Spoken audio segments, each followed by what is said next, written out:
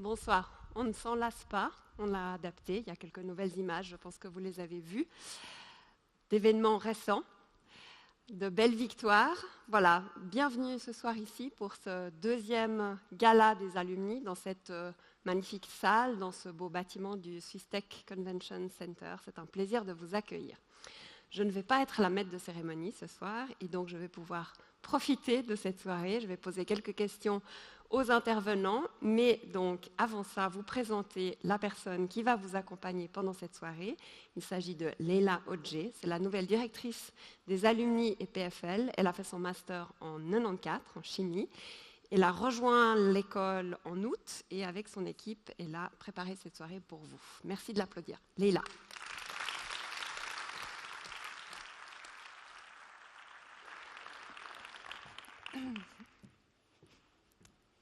Merci beaucoup. C'est vraiment un grand plaisir pour moi de vous accueillir pour cette deuxième édition du gala. Vous êtes certainement très beaux, ça devait être comme au forum la première fois pour ceux qui ont fait les PFL. Mais j'aimerais vous dire que c'est vrai que le fait que vous soyez aujourd'hui présents montre en fait votre attachement à l'école. Et ça, c'est très important. Pour certains, l'école s'appelle les PFL, pour d'autres, c'est les PUL, et pour moi, c'était le Poly. Voilà. Donc, je vous remercie chaleureusement de votre présence. Aujourd'hui, comme vous voyez, on est au Swisstek Convention Center. Ça montre un petit peu la nouvelle dimension qu'a prise l'école ces dernières années. Ce n'est plus donc, c'est notre nouvelle salle polyvalente. Donc, beaucoup d'événements se sont passés ici récemment. En septembre dernier, par exemple, on a accueilli 1800 nouveaux étudiants qui avaient peur, qui étaient tout, terrorisés à l'idée de démarrer ce nouveau parcours et qui deviendront un jour aussi, peut-être, je l'espère pour eux, des alumni. Nous avons également eu une très belle cérémonie, la magistrale, qui s'est passée en octobre dernier, où 994 nouveaux diplômés, masters, ont reçu leur diplôme et ont rejoint notre communauté. Certains d'entre eux sont là ce soir, donc je vous prie de les applaudir.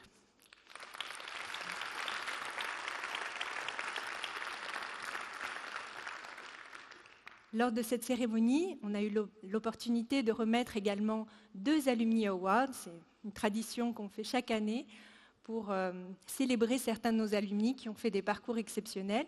Cette année, c'était Claudia Doram, une physicienne de 2001, diplômée de 2001, qui a reçu un des awards. Pour son excellence en fait dans ses recherches en cosmologie et qui est actuellement professeure à l'Imperial College de Londres. Le deuxième award a été donné à Mattia Binotto, un alumni donc mécanique 1994, qui a le rouge au cœur, le rouge de l'EPFL bien sûr, mais également il est le directeur technique de l'écurie Ferrari. Voilà. Donc voilà, ce soir nous sommes là pour faire la fête. Voilà, il y aura du champagne, c'est sûr, donc on va danser, on va célébrer notre communauté.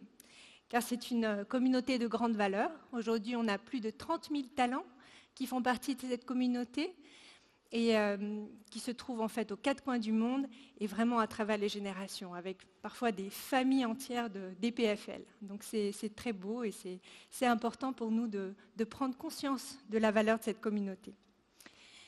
Ce que j'aimerais vous dire aussi, c'est que j'aimerais profiter de cette occasion pour remercier tous les bénévoles, toutes les personnes qui s'engagent pour cette communauté.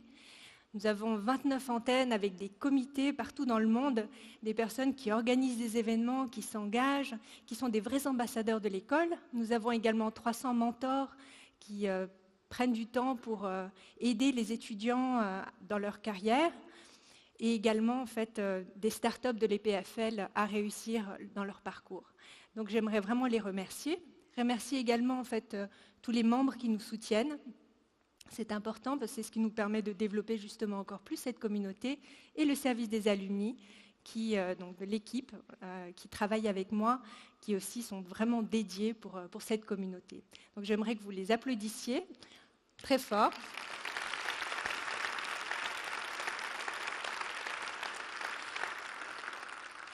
Notamment, dans cette salle ce soir, nous avons nos présidents d'antenne qui étaient là donc, pour une réunion. Donc je ne sais pas si ils arrivent, ils ne sont pas ensemble, mais j'aimerais vraiment, encore une fois, on a eu une très belle session, on a brainstormé sur le futur en fait, de notre communauté et qu'est-ce qu'on allait pouvoir faire en fait, ensemble pour aller plus loin. Voilà. Donc maintenant, j'aimerais passer au programme de la soirée. Nous allons commencer en fait, par nourrir vos neurones avec divers intervenants sur le thème de la digitalisation, qui est effectivement un thème qui bouleverse notre société. Donc on va commencer donc avec notre président qui partagera sa vision. Et ensuite, nous allons vraiment illustrer ce thème en prenant les 3 grandes missions de l'école, les grands 3 axes qui sont, d'abord on commencera par l'innovation, ensuite la recherche et pour finir avec l'éducation. Donc certains des intervenants parleront en anglais, donc vous nous excuserez, on passera d'une langue à l'autre à ce moment-là. Ensuite, comme l'année dernière, je crois qu'il y en a certains qui étaient là l'année dernière, il y a eu un quiz. Donc Sébastien Cortési reviendra pour faire un nouveau quiz, une nouvelle variante cette fois-ci. Et puis après, ce sera donc la fête. Voilà. Donc sans plus attendre, je vais appeler en fait sur scène le professeur et président Martin Vetterli, qui a pris la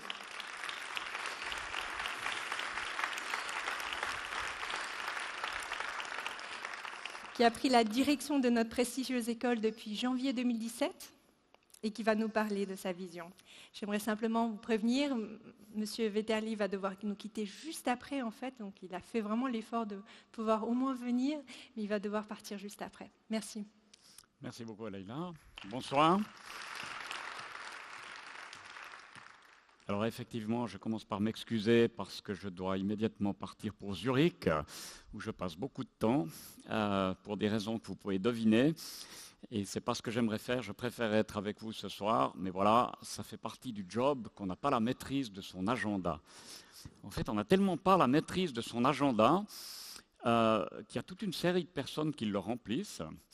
Et ce qui fait que parfois, je dois être à plusieurs endroits en même temps, ce qui était le cas ce soir. Mais je suis très heureux d'au moins être avec vous en début de soirée et vous parler un tout petit peu de digitalisation. Avant même de parler de digitalisation, j'aimerais dire, dans cette salle, il y a 3 événements majeurs. Leïla les a mentionnés. C'est quand on accueille les nouveaux étudiants. Et c'est très émouvant de les voir. C'est vrai qu'il y a une certaine tension dans la salle, une expectation, pour parler franglais. Qu'est-ce que ça va être le PFL? Ensuite, la grande messe de la remise des diplômes, qui a eu lieu le 6 octobre, et qui est une grande fête. Ceux d'entre vous qui avez participé, je vous félicite une fois encore.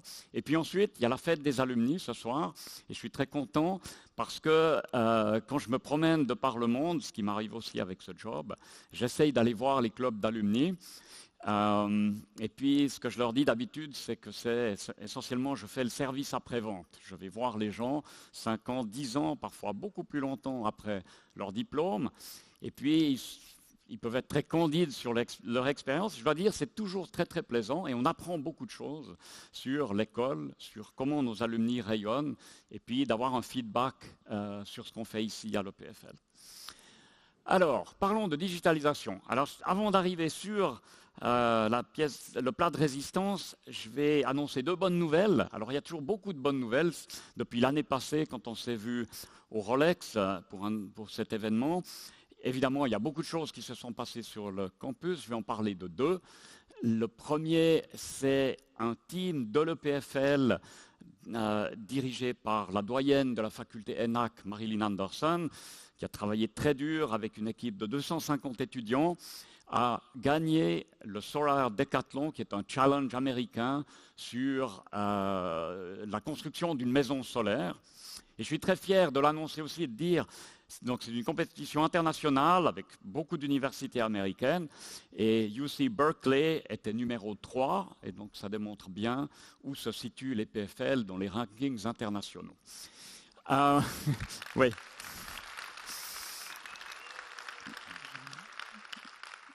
Merci, c'était vraiment très impressionnant et je tire mon chapeau à toute l'équipe, les 250 étudiants sous la direction de Marilyn Anderson qui ont gagné ce concours. La deuxième bonne nouvelle, je suis sûr que vous en avez entendu parler, ce n'est pas un alumni de l'EPFL, c'est un alumni de l'EPUL, puisqu'il a fait son diplôme en 1967 en physique, donc 2 ans avant la fédéralisation de l'école, donc il y a exactement 50 ans. Jacques Dubochet, un personnage absolument extraordinaire, larger than life, comme on dirait, que je connaissais un tout petit peu par le Front National auparavant, et puis que j'ai eu le plaisir de rencontrer plusieurs fois depuis, et qui est juste quelqu'un, je dirais, qui a une grandeur d'âme, et évidemment une intelligence absolument exceptionnelle. Et comme vous savez, le prix Nobel ici, on l'attend toujours. Mais soyez patients, en tout cas nous le sommes tous, ça finira par arriver. Puis là, quelque part, on a une toute petite participation parce que c'est un alumni de notre école qui a eu le prix Nobel de chimie en 2017.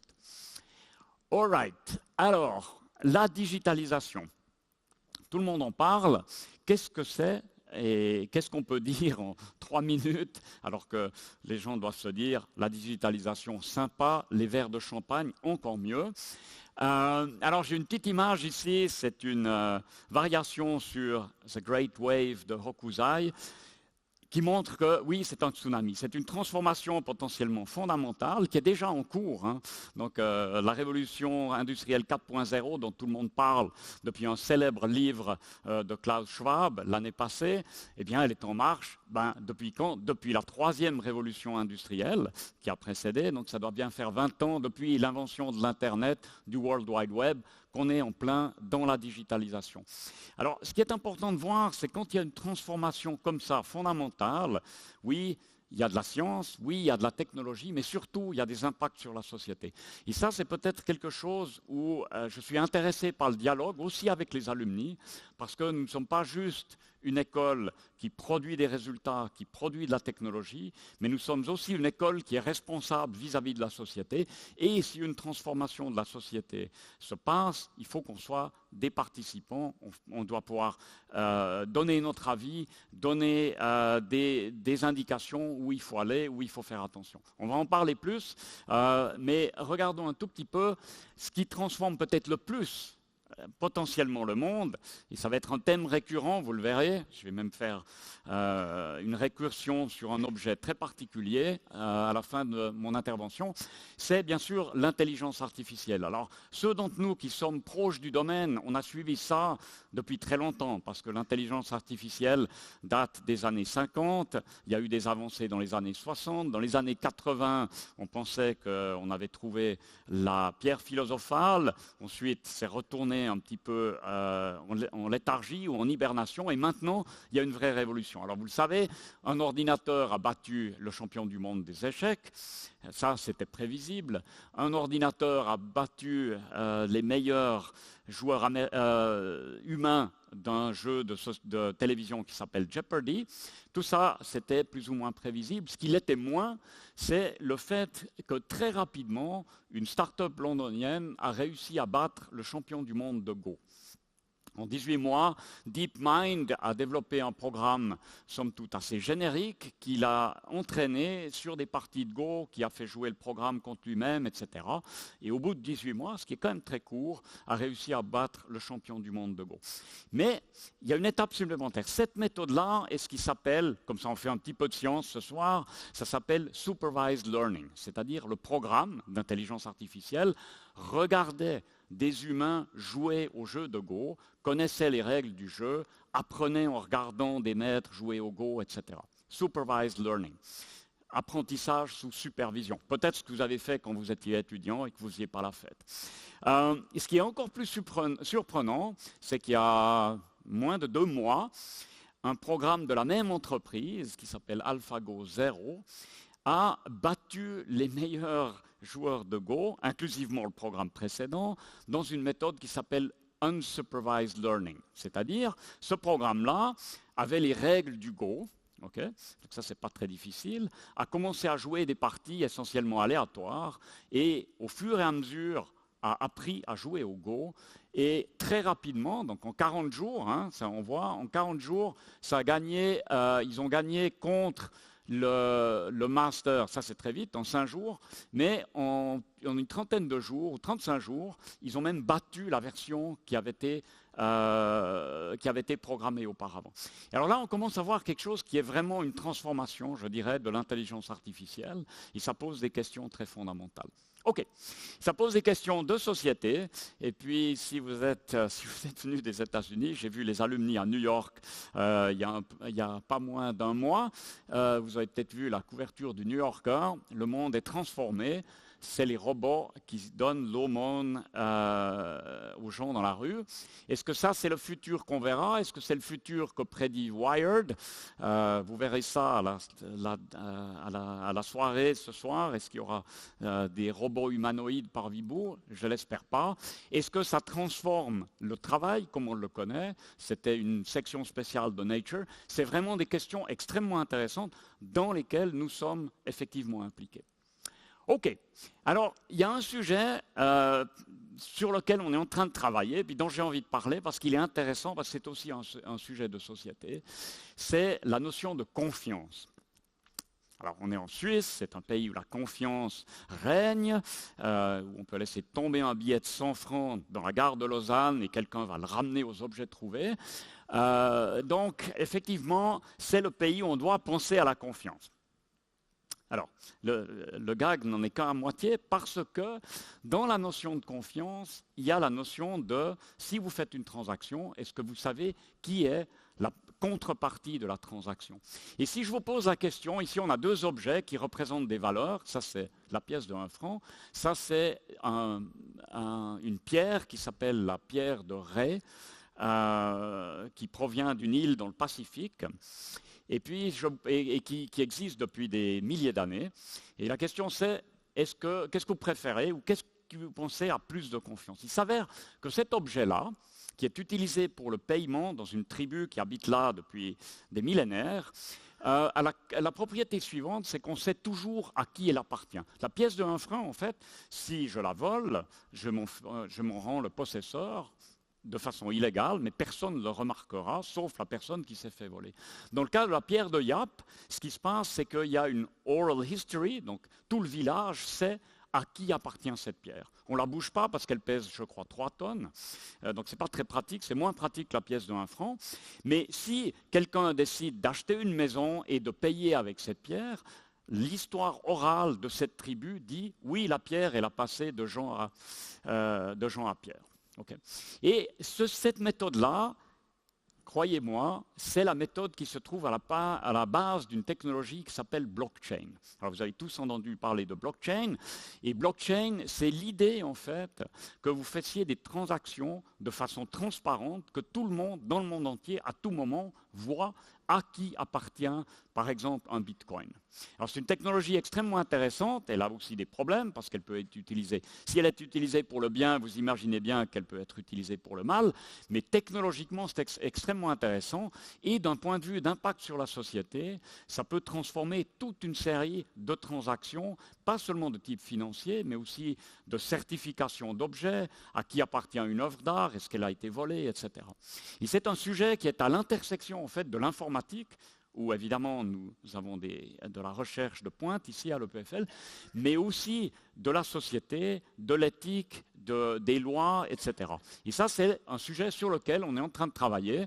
Et puis, on essaye de construire en fait un grand groupe de chercheurs ici à l'EPFL, en collaboration avec nos partenaires dans la région, un centre qui étudiera la notion de confiance dans le monde digital.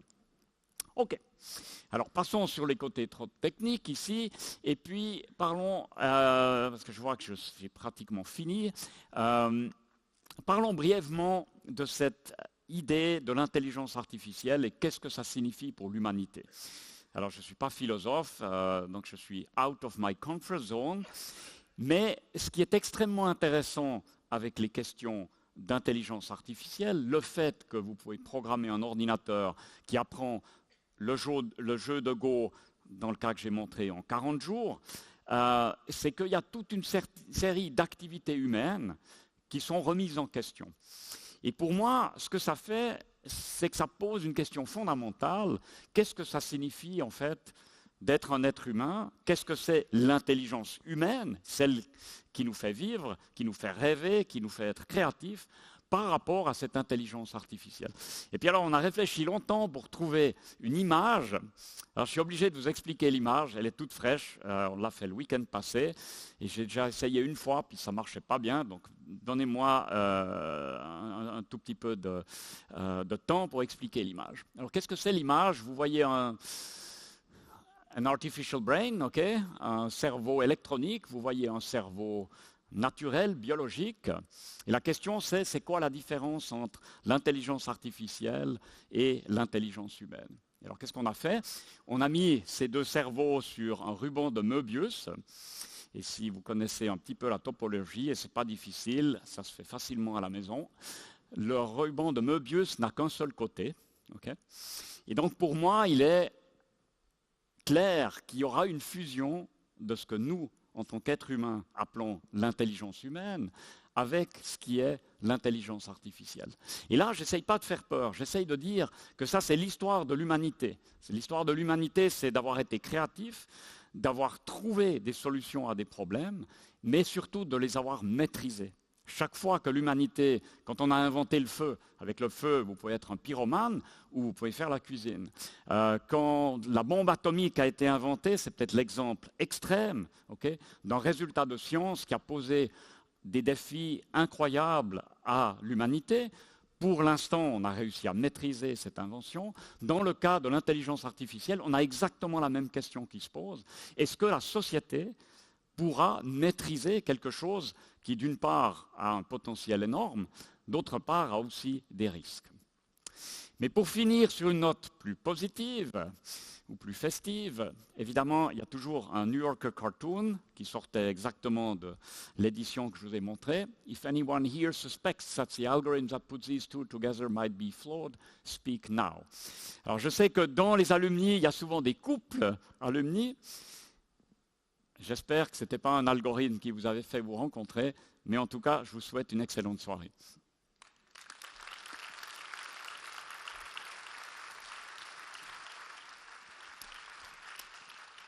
Alors, deux petites questions, une professionnelle, une plus personnelle. Alors peut-être la question professionnelle, c'est face à ce monde, donc la fusion de l'intelligence humaine et artificielle, face à ce monde, quelle est la place de l'EPFL? Quel est le rôle de l'EPFL et quel est votre plus grand rêve en tant que président pour cette école dans ce nouveau monde? Alors le rêve, c'est qu'on soit conscient de la responsabilité qu'on a.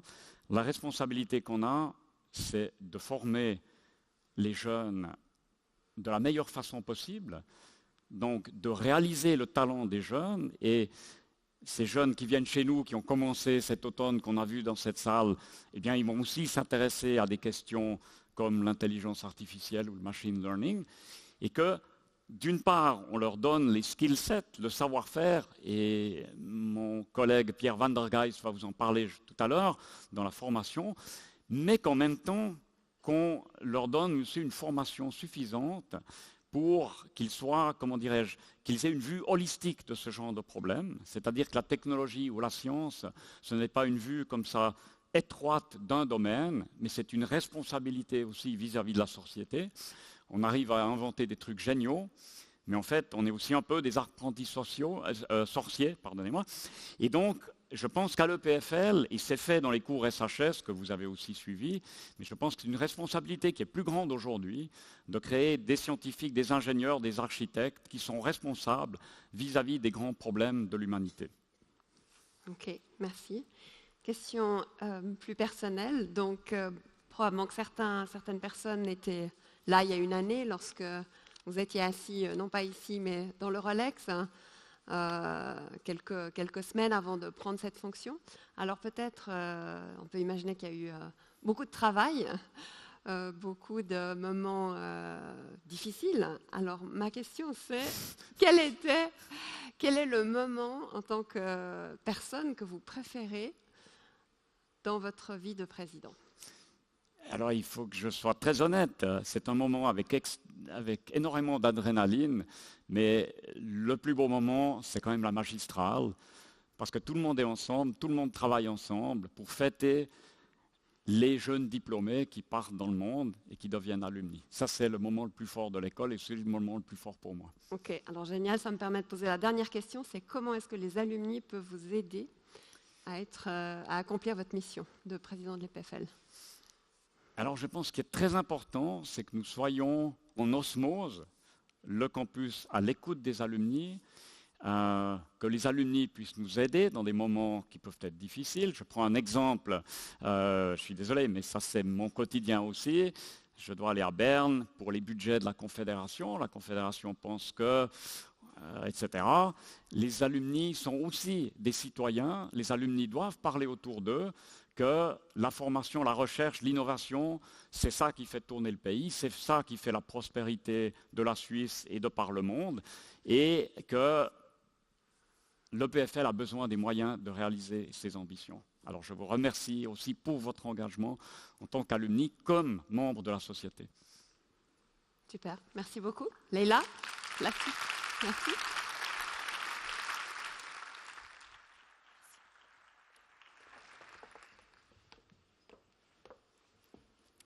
Voilà. Je vais appeler maintenant notre prochain speaker. Il vient de San Francisco juste pour vous. C'est un diplômé de l'EPFL comme vous. Il est au cœur de la révolution digitale et de la Silicon Valley. C'est un expert en intelligence artificielle et le Chief Data Officer de LinkedIn, le réseau professionnel qui a transformé le monde professionnel et qui sait tout de vous.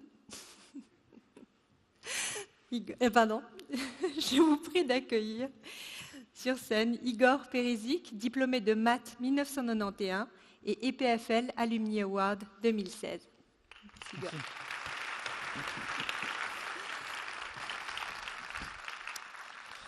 Bonsoir. Thanks for the invitation and the introduction. I'll speak in English. It's a little bit easier for me. The purpose of this conversation is to give you some insight about AI at LinkedIn, how we're not only leveraging the tools and the technology to increase our value proposition, but also on the business metric sides. To give you some context, at LinkedIn, our vision is to create economic opportunity for every member of the global workforce. That's our true north. Our mission is to connect the world's professionals to make them more productive and successful. The key verb here is to connect. LinkedIn is a social network. It's connecting professionals, so it's a social network with a very significant professional slant, emphasis. Some numbers about LinkedIn. LinkedIn was created in 2003, so it's about 14 years old. There's about 500 million members on the platform. About 166 million of them are from EMEA. A bit more than 10 million are from DACH, and a bit more than 2 million Swiss are on the platform. LinkedIn was bought by Microsoft at the end of last year. The acquisition price was $26.2 billion. At that time, our run rate of yearly revenue was about $3.7 billion. And at that time, roughly from the last investor relations conversation, is our main revenue line was talent solutions. 65% of it was come from talent solution. Talent solution is a set of tools that we've built on top of the platform to help recruiters recruit. Also, LinkedIn has about 11,000 employees today. So that's about LinkedIn, to give you the context. Now let's look about AI. A simplified view about artificial intelligence, you can split any problems that we deal in that space into 3 components. One is about a task. You want to accomplish something. Win at Go, chess, there's a specific task. There's data that you can leverage, and there's a machine learning algorithm that's going to mine that data, leverage that data to perform the task better and better. If you dig in, if you double click on the learning algorithm, you start seeing that the math behind it is not new. It dates, it's a little bit old by now. My first neural net, I trained it at the EPFL. So it's old. So what is it that made that difference? Why is it that it's popping up so much today? And the reason for that is 2. It's benefiting from 2 exponential technologies growth around the recent time. One is storage, the manipulation of data and the creation of data that you can store. You couldn't do that to that size in the past. Today, LinkedIn's algorithm churn on roughly 2 petabytes of data daily for our product and solutions, as well as roughly 2.7 trillion events go through our data pipelines. We couldn't do that in the past. It's too big. And it's also on the other side that the advent of distributed computing, different computing tools, that technology is also very new. It grew up recently, and it's growing and growing very much and much faster. The most recent advent why deep nets are performing that well is, well, now we have the ability to leverage very easily graphical GPUs, GPUs to actually perform those computations. That didn't exist before.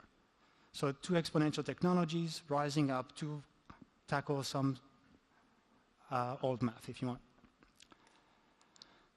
If you dig into the learning paradigm, and Martin already covered some, you can classify, I mean, it's very simplistic, and if you want to talk more in depth, I'll be staying around for a little while. I'm not going to Zurich. This is it for me. Well, I came from San Francisco, come on. You can classify in 3, supervised, unsupervised learning, reinforcement learning, and I'll give you some example. Supervised learning is, I have a label, I know X or Y, and I'm trying to teach the quote-unquote machine, the learning algorithm, to infer that class label. Let me give you an example. At LinkedIn, you have, let's say, 2 types of input. So that you want to look at the feed, and you have some events within it. And you want to figure out whether that event that you're sharing with your network, is it something that's a professional nature, and that way you want to diffuse through your network? Or is it something that's more of a personal nature, which you want to maybe restrict to your first-degree connections? So that comes in as an input, right there. It has text, or it has a picture, and then you extract features from it. You extract features, whether deep LETs or simple text classification, etc., etc. But you've got the input, you've got signals from it, the data, and from the data you pass into a classifier who's going to actually try to predict the label that you just put it. And afterwards, it's going to actually learn by itself. You don't have to tag the pictures anymore, but you keep on learning from it. Supervised learning. Unsupervised learning is different. I don't have a class label. You're going to figure it out. The idea here is that things that are lookalike would be closer to each other in, let's say, in a semantic space. For example, I think you might read a newspaper, you might read an article. Once you're done with that article, there might be others of the same ilk that would interest you. At that point of time, what the algorithm does is really more about trying to find a representation, like a low-dimensional representation, where things that are getting close to one another. So if you read one article, I'm going to find another one that's really close to it and say maybe that other one would be also of interest. The third one, which is about reinforcement learning, is actually the most fun one, I think. I don't necessarily have a class label, but I'm going to reason slightly differently, and I'm going to have a reward. And let me give you a little bit of an example. Suppose there's two jobs, one from IBM, one from NVIDIA. One job has 4,000 clicks, and the click percentage, quote unquote, is 0.4%, and the other one is 0.3%. At that point of time, if you have to make a decision based on click ratios, you would pick the IBM job is better. But if you take a closer look at the numbers, you start seeing that the number that below it didn't have a lot of impression. So reinforcement learning is really about, you have two choices. Either you exploit the best or you explore the other one. Because there may be some significant mass that the other one is actually better. You just need to give it more time. And you basically make the algorithm adjust. So in a sense, reinforcement learning is more about strategic and long-term optimization instead of just right now. Using these three types of algorithms, it's all over at LinkedIn. Whether you look at how we predict who you should connect to, who is the professional relationship that you're not connected, whether we order the feed, the news feed, there's so many updates that you can't do them time-based anymore. It has to be machine learned. Sponsored ad has been machine learned since 2000, roughly, when Google came up with that algorithm, so it's traditional. But also all the recruiter or the sales tools that we build, they also build for machine learning. And the way that we, for example, recommend in courses to you when you're on LinkedIn, it's also machine learned. It's everywhere. It would not be able to function without those tools. The data is just too big, too much. You cannot have a human that looks at all of it and say, well, you know, Sue, you should do this, and John, you should do that. It's too fast, too quick, it's too much. The impact on the business is tremendous. This is just about the first 6 months of the year. Engage feed session, which is an internal metric about engagement on the platform, went up by 5%, advertising revenues opportunity by 10%, job application by 5%, 7%, et cetera, et cetera. The numbers may be a small percentage, but the base is huge. And this is simply because of the evolution of those algorithms. Since then, it always got better and better. The metrics go up. So not only the user interface or the use case or the way that you actually work with the product becomes simpler and simpler and much more natural and much more intuitive, the product metrics and the business metrics follow very nicely behind it. So you might think that we're all done. I mean, the algorithms are old, the 1980s. The data is there, the compute power is there, and it's going to go faster and faster, so we're done, there's nothing to do. Well, that's not true. Scale is always a challenge. Today we have, as I said, 2.7 trillion events flowing through our data pipelines. What happens when we have 10 times that data size? Whatever with the tools that we have today can't handle it. Our algorithms can't handle it, so therefore we need to adapt with that. Scaling AI across LinkedIn today, there's a set of initiatives that we do with AI, but that's not everything. So how do we scale so that the goodness of machine learned algorithms can come into play much, much, much faster into a product iteration? Speed of iteration is you start having a lot of individuals that are working around this technology, these problems, these features extraction. How do you share across? How do you have 1,000 individuals sharing knowledge across very, very directly and very, very, very quickly? And the last one that I mentioned here is today you can optimize very nicely for one objective. How do you do with 2? How do you do with 3? How do you do with n objectives across a period of time? It's not that trivial. And once you achieve that, though, then you can create an experience that really feels magical. It's kind of anticipatory. It's ahead of what you're really expecting for it. So that's how AI is affecting LinkedIn. And if you have any questions, I'll be staying afterwards. I won't go to Zurich, I promise. And I'll be very much looking forward to answer yours. Thank you. Thank you. No! Please stay. Thank you very much. So maybe just two. So the first question On peut is, parler en français. no, C'est ok. Ah bon, Ben oui. ok. Vous appelez? Ok. Alors j'avais préparé la question en anglais. Bien Je en vais dire, anglais, comme vous on est voulez. entre nous. Oui. Qu'est-ce que vous pouvez nous donner comme information qui soit le plus proche d'une information d'initié à propos de LinkedIn Oui. et de son futur? Qu'est-ce que ça va être demain? Quelque chose qui serait vraiment sympa, que personne n'a jamais entendu et qu'on pourrait raconter. Non, mais c'est sympa ça comme question. C'est un secret de polichinelle. On peut s'imaginer dans le cadre de la vision et de la mission de LinkedIn, comment l'étendre par rapport à ce que l'on a aujourd'hui. Il y a beaucoup plus d'automation qu'on peut faire derrière. Et si on les fait de manière très judicieuse, de nouveau, elles vont paraître très naturelles. Et d'avoir simplement un agent qui participe à toutes ces interactions pour vous peut vous aider beaucoup dans votre carrière. Un agent? Par exemple. Mais là, j'ai dit un mot de trop, là. Je peux pas dire. Ok. Non, mais on peut voir, la vision et la mission ne vont pas changer. On va continuer d'exécuter dans ce domaine. Et maintenant, on peut voir les plateformes que l'on a. Ces plateformes vont se développer. La révolution du mobile est passée. Qu'est-ce qui va venir par la suite? On va tous avoir un travail, un job. On va tous avoir une carrière professionnelle. Comment la faciliter, notamment dans toutes les transactions que l'on voit arriver très rapidement vis-à-vis de la nouvelle génération. Les gens qui n'ont, comme je l'ai dit à la magistrate, les gens qui n'ont aucun boulot, c'est fini. On va tous changer très rapidement. Comment faciliter tout ce genre de choses? Les gens qui n'ont aucun boulot, c'est fini? Ça, je n'ai pas compris. Les gens qui commencent, disons que vous finissez vos études aujourd'hui et que vous allez avoir un seul boulot. D'accord. Okay. Bon, vous pouvez peut-être avoir la même fonction, mais la nature du travail dans cette fonction va changer. D'accord, parfait, merci. Et dernière question, c'est, donc vous êtes venu de San Francisco, et vraiment c'est très sympa.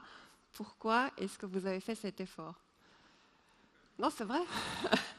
Ça faisait longtemps que je n'avais plus vu ma sœur, donc je suis venu pour elle. Apparemment, je crois qu'elle est dans la salle, donc il faut que je fasse attention. Non, j'ai toujours plaisir à revenir en Suisse. Ça m'a pris du temps à avoir ce plaisir de revenir en Suisse. Okay. Et dans la partie de ma carrière, là, j'apprécie beaucoup d'essayer de rendre un peu mon savoir aux jeunes diplômants ou bien à l'environnement helvétique.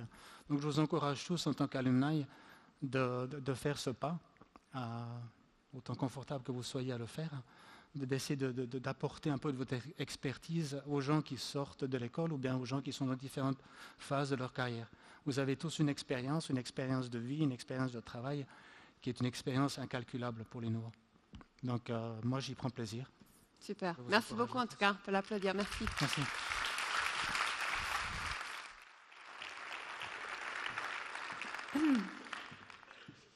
Merci beaucoup. Donc, je vais maintenant appeler notre prochaine speaker. Un autre angle important de la révolution digitale, c'est la robotisation et la relation homme-machine. Ce n'est plus de la science-fiction, mais c'est bien la réalité. Jamie Peck, tenure-track professeure et directrice du laboratoire de robotique configurable, a obtenu son PhD à l'université de Séoul et nous vient de Harvard. Jamie va partager avec vous ses Soft Origami Robots, une approche ingénieuse qui ouvre un monde de nouvelles possibilités.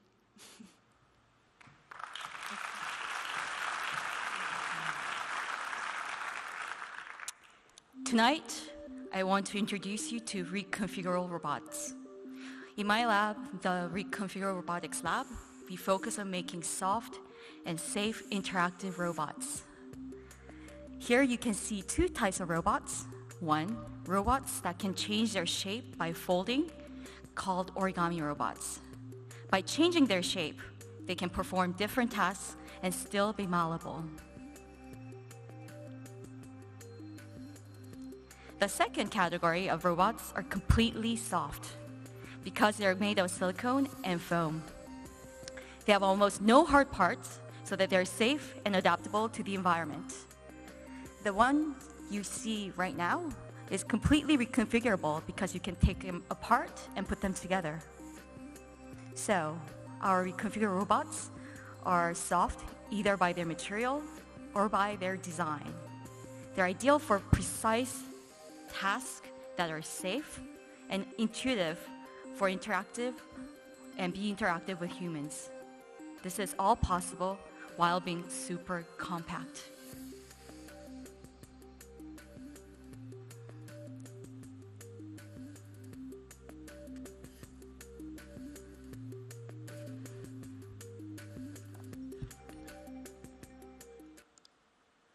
Origami robots are thin and soft by design.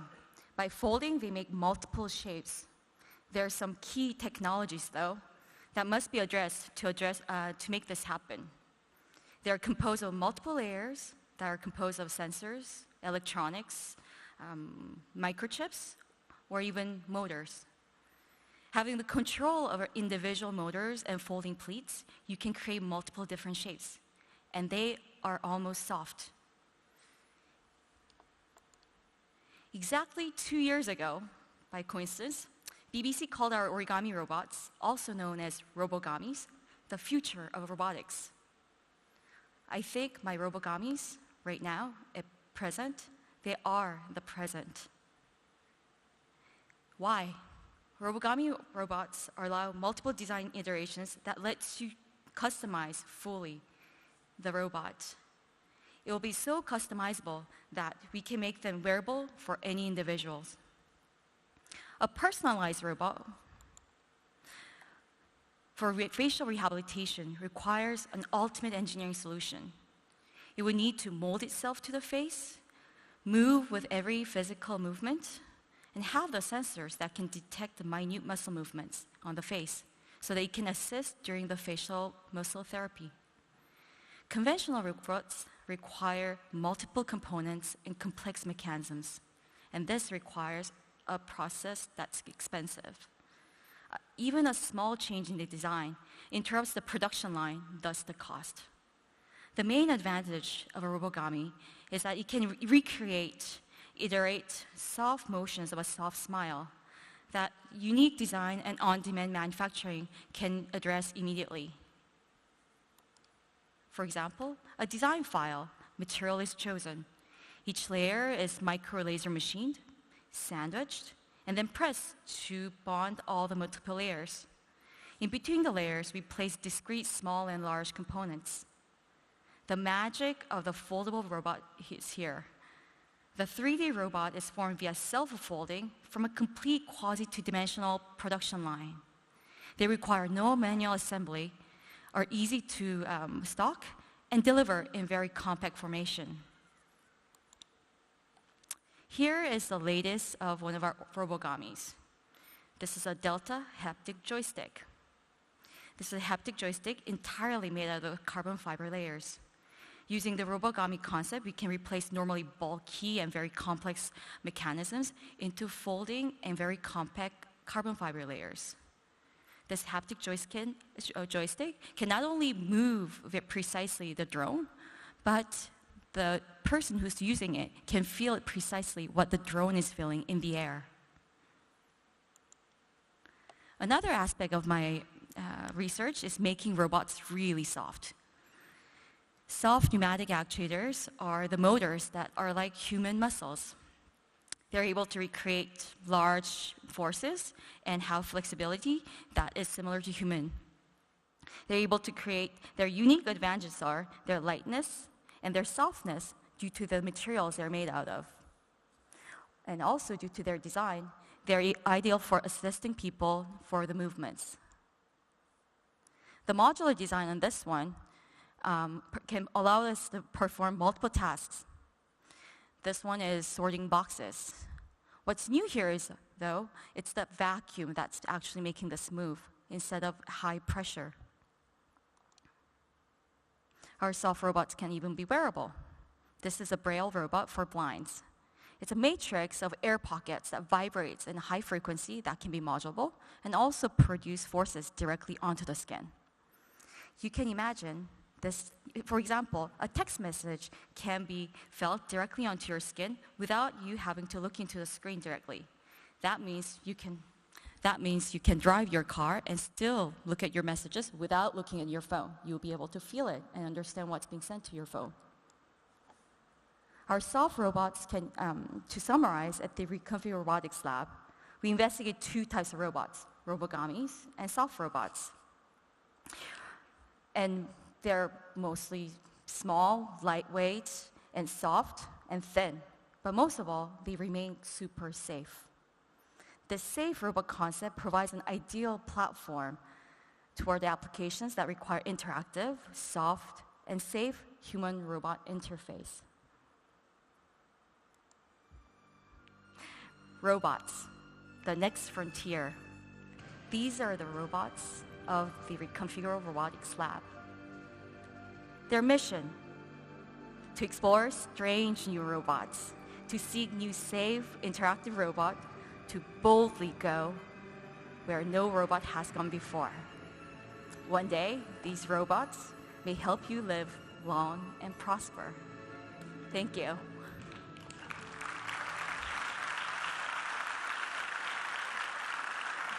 And these robots would not have seen the light of day unless it was for these amazing young scientists. Thank you.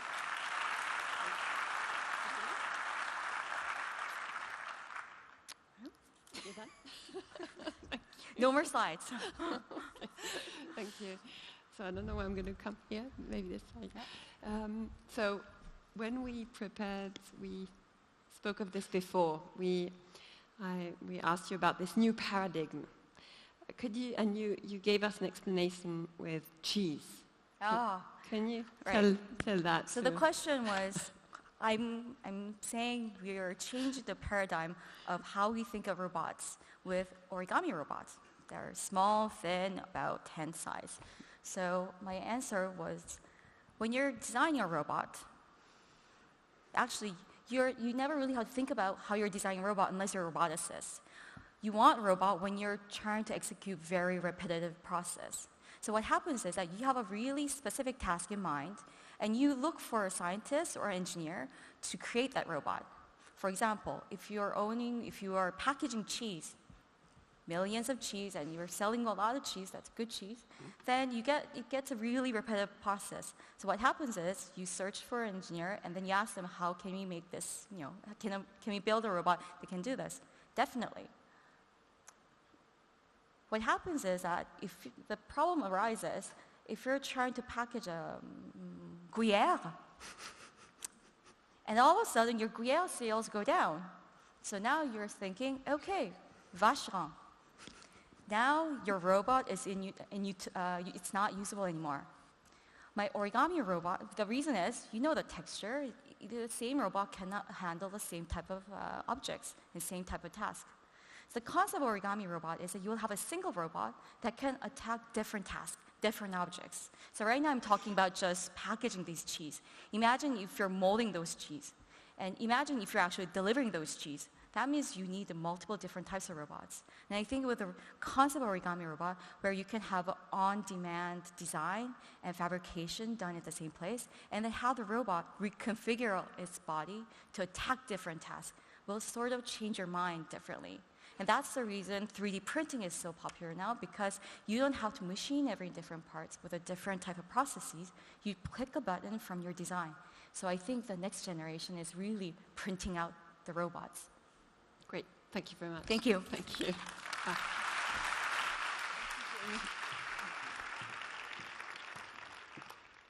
Voilà. Bon. Avec la révolution digitale se pose la grande question de l'éducation. Comment nous préparer et préparer nos enfants à ce Brave New World?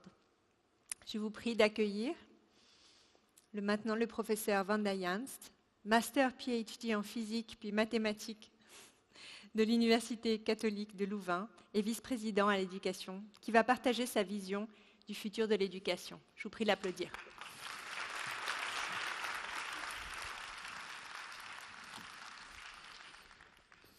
Bonsoir, c'est un grand plaisir d'être parmi vous ce soir. On pensait que ce serait intéressant de vous donner, tout en restant dans le thème de la digitalisation, de vous donner un petit peu un feeling de ce qu'on est en train de faire à l'EPFL pour changer le profil de nos étudiants pour qu'ils s'adaptent mieux à tous ces changements. Et puis on fait tellement de choses que je pourrais parler pendant 2 heures, mais on m'a contraint à 7 minutes. Donc je vais essayer simplement de vous donner quelques lignes. La première chose, c'est que les méthodes numériques ne sont pas nouvelles. Au XXe siècle, il y a eu une révolution fondamentale qui était un peu la révolution des sciences computationnelles. Si vous regardez un peu l'image qui se trouve là, à droite, si vous pensez à 50 ans que vous deviez faire le design d'une turbine et que vous deviez essayer différents types de design, il y avait une façon de le faire, fabriquer la turbine et la tester. Avec l'avènement de l'informatique, des méthodes numériques, on a pu s'appuyer sur les maths, la physique, la programmation, les ordinateurs, pour qu'à l'heure actuelle, on puisse essentiellement faire ce design de façon virtuelle. Vous pouvez tester, itérer différents types de design de façon extrêmement simplifiée, extrêmement rapide, extrêmement précise, et puis seulement fabriquer la turbine quand vous êtes confiant de votre design. Et cette histoire-là, vous pouvez la décliner à travers toute l'industrie. La manière dont on fabrique des médicaments, la manière dont on teste des molécules à l'heure actuelle, elle dépend aussi crucialement de la simulation. Ça, c'est le XXe siècle. C'est une véritable révolution, celle des sciences computationnelles. Ce qu'on pense, ce qu'on observe, c'est qu'il y a probablement une nouvelle révolution qui est en train de se passer. C'est celle que Martin Vetterli a commencé à suggérer dans son talk. Et je voudrais vous donner un exemple qui, je pense, illustre assez bien ce qui est en train de se passer. Oubliez l'exemple de gauche, on va se concentrer sur celui de droite, puisque j'ai déjà perdu 1 minute 30. Vous voyez à droite, la pièce qui se trouve dans l'image de droite, la pièce de gauche, c'est quelque chose que vous connaissez. C'est une pièce métallique que vous trouvez par exemple sur les ponts et qui soutient les câbles. C'est une pièce que vous avez l'habitude de voir. C'est une pièce qui a probablement été designée par un ingénieur mécanicien. Peut-être l'ingénieur a utilisé des méthodes numériques de simulation pour faire le design de la pièce, tester différents types de matériaux. On lui a donné un cahier des charges, la pièce devait être capable de supporter tel type de tension. Regardez la pièce qui se trouve tout à droite. Vous et moi, je pense qu'on peut être tout à fait d'accord sur le fait qu'un être humain ne peut pas arriver avec ce type de design.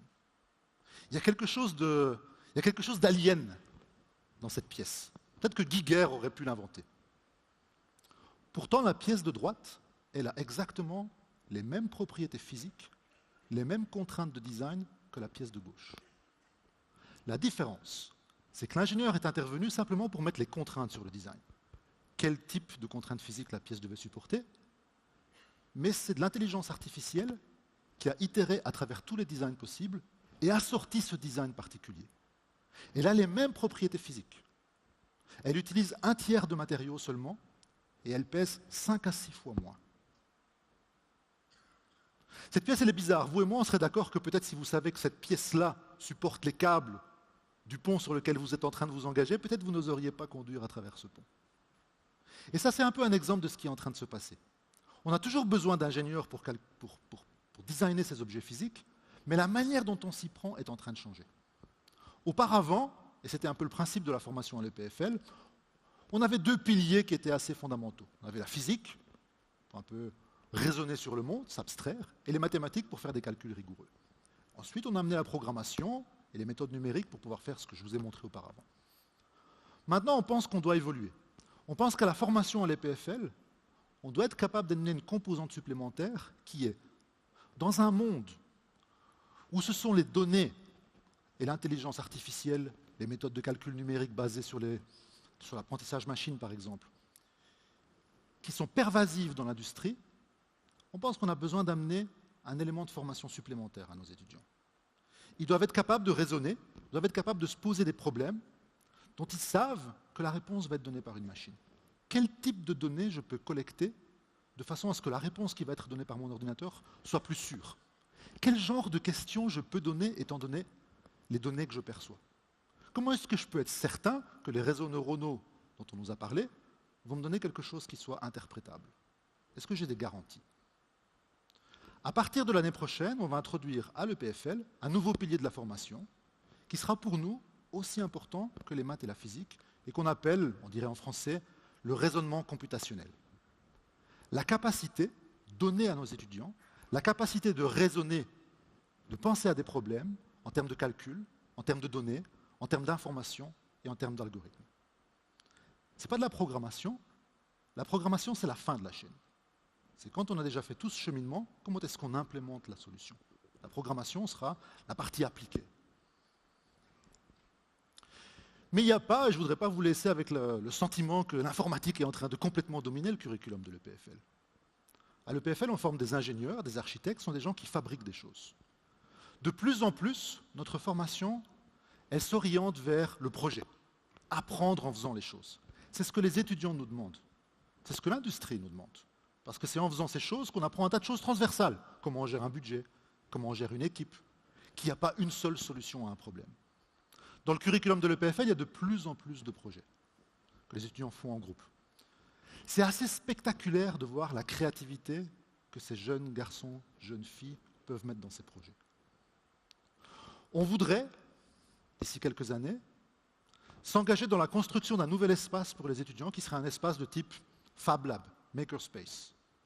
Un endroit où les étudiants vont pouvoir aller, presque 24 heures sur 24, 7 jours sur 7, faire leur projet d'école, oui, mais aussi faire leur projet personnel. On voudrait que les étudiants puissent s'impliquer là-dedans, nous aider à designer l'endroit, que ce soit quelque chose dans lequel leur passion peut s'exprimer.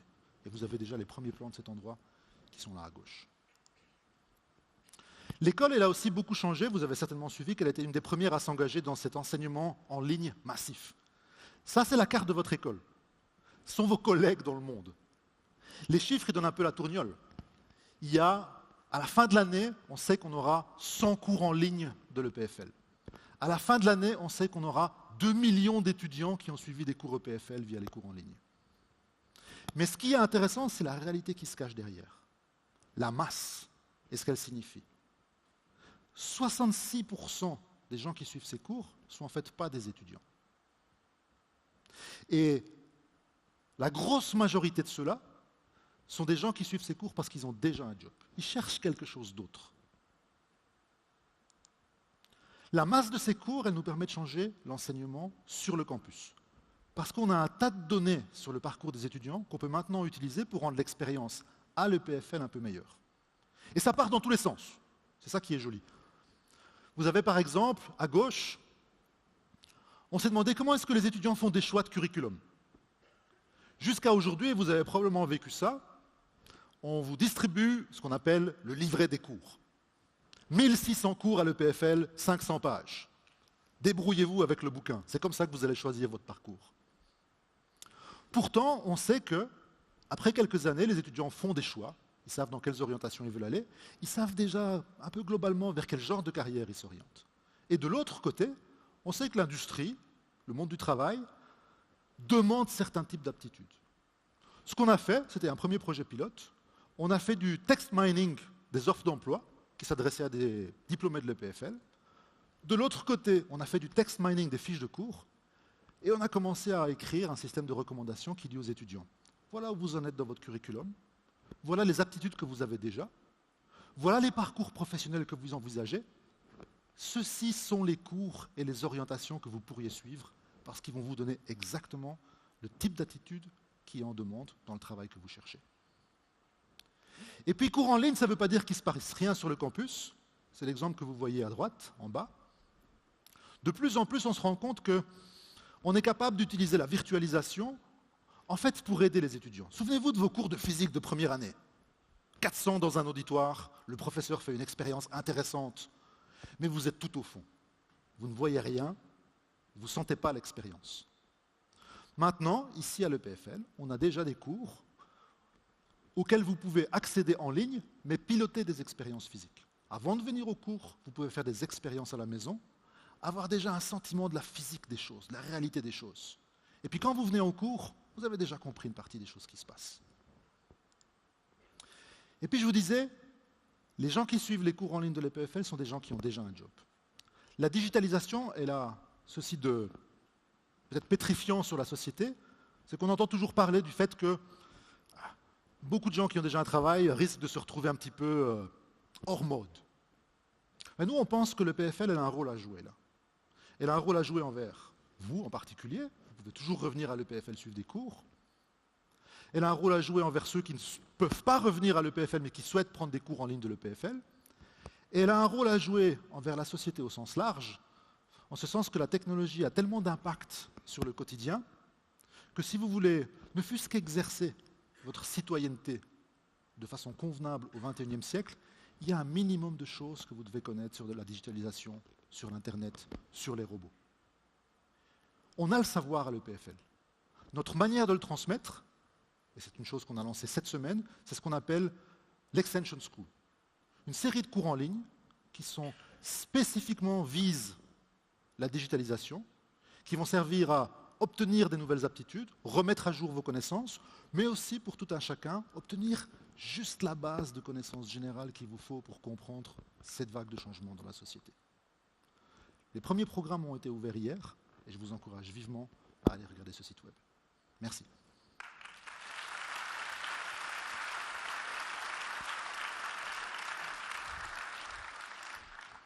Bon, alors j'ai appris 2 mots, la tourniole. La tourniole, c'était peut-être belge. Non, et puis le raisonnement à la place de pensée, raisonnement computationnel, Oui. je pense que c'est bien. Ça sera plus facile parce que en français, on a cette difficulté avec ce concept. Et puis comme vous êtes plein de ne pas avoir assez de temps et qu'on a dit qu'on improvisait, je ne vous pose pas de questions et je vous donne 2 minutes de plus. Pierre, un dernier message. Pour un dernier message, puisqu'on parle de formation, je voudrais aborder un thème dont on a déjà parlé ce soir, qui est celui de peut-être la conscience éthique de nos ingénieurs. Ce qu'on observe, et je pense que vous serez tous d'accord avec moi, c'est que la distance entre l'ingénieur lambda, celui qui sort de l'EPFL aujourd'hui, et un impact fondamental sur le quotidien des gens, cette distance s'est réduite. Très fortement. Pensez à l'ingénieur mécanicien qui, peut-être il y a quelques années, fabriquait les freins d'une voiture. Il avait un cahier des charges, les freins devaient être très très bien, mais ce n'est pas cet ingénieur qui appuyait sur les freins de la voiture. À l'heure actuelle, c'est des ingénieurs comme ceux qu'on éduque à l'EPFL qui mettent au point les systèmes automatiques qui vont prendre des décisions sur des voitures autonomes du style « est-ce que je fonce dans un arbre ou est-ce que je fauche un piéton ?» Ça, c'est l'exemple peut-être le plus extrême. Mais ce que je veux dire par là, c'est que de plus en plus, on doit véritablement être capable de parler à nos ingénieurs et leur dire « tout ce que vous faites ne doit pas être désincarné de son impact sur la société au sens large. » On ne peut pas se permettre d'avoir un cours d'éthique séparé, mais ce raisonnement-là doit être organique à tous nos cours. Parfait. Merci.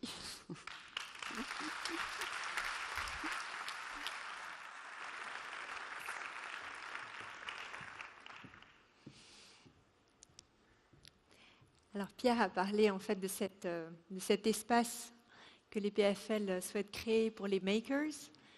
On a la chance en fait aujourd'hui d'avoir un étudiant de 3e année en électricité qui s'appelle Sam Suleimanov, qui va venir vous présenter un petit peu son aventure. Donc Sam est je vous l'ai dit, étudiant actuellement et il a passé son enfance en fait en Ouzbékistan, en Australie et en Suisse. Il a commencé un apprentissage en IT à Zurich. Il a monté sa boîte de web development et il s'est dit c'est trop boring, je ne vais pas m'arrêter là. Donc c'est là où il a décidé de venir à l'EPFL pour commencer ses études et il a fondé une association qui s'appelle Octanis. Je vais appeler Sam sur scène et aussi, voilà, il vient avec, avec sa surprise. Et également, Raphaël Tioui, qui est le vice-président de l'association et récent diplômé. Merci. Where should I stand?